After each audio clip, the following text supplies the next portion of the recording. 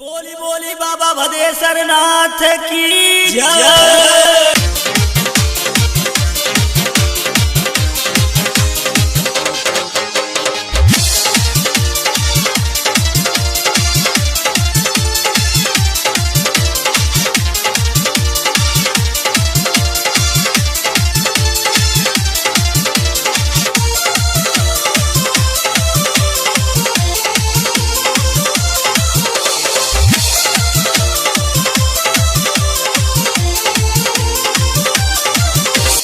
भनिया पिसबे नइखे सुनी यौ घरदानी त नैहर हमहु जात बानी।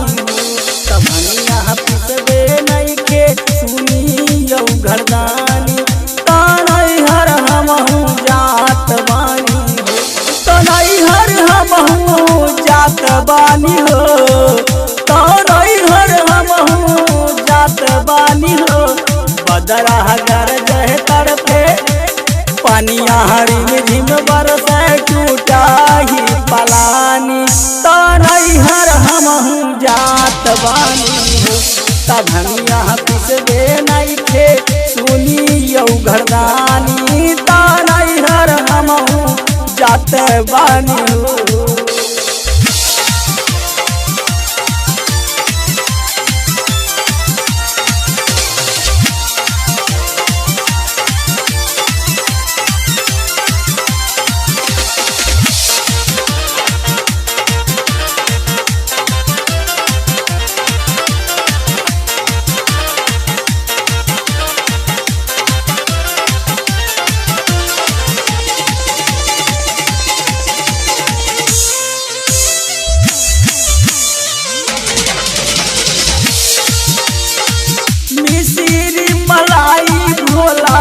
कबहू न बुझेला भांगिया धतुरवा भोला तोहरा के सुझेला।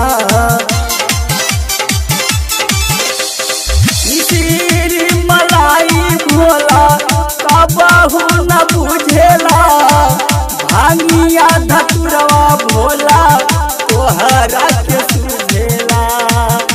तो है बटन है तैया रोजे के कहानी त नैहर हमहु जात बानी हो। त भनिया पिसबे नइखे सुनी यौ घरदानी त नैहर हमहु जात बानी हो।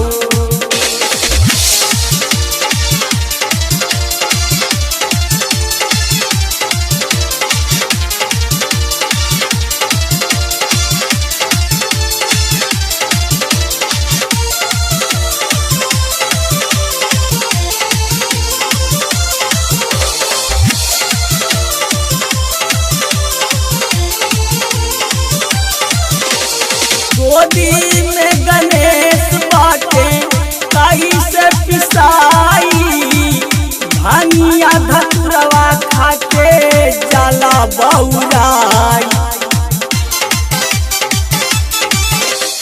गोदी में गणेश बाटे कहीं से पिसाई भानिया धतुरवा खाके जाला बौराई।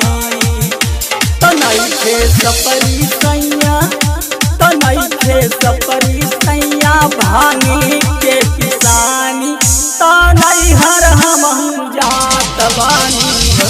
त भनिया पिसब नइखे सुनी यौ घरदानी त नैहर हमहु जात बानी हो।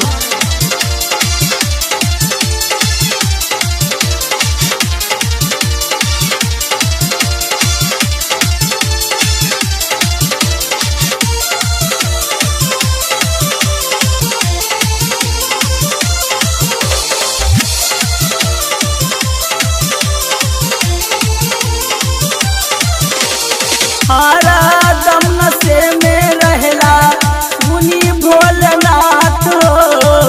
भांगिया धतुरवा रहेला हरदम तोहरे साथ हो।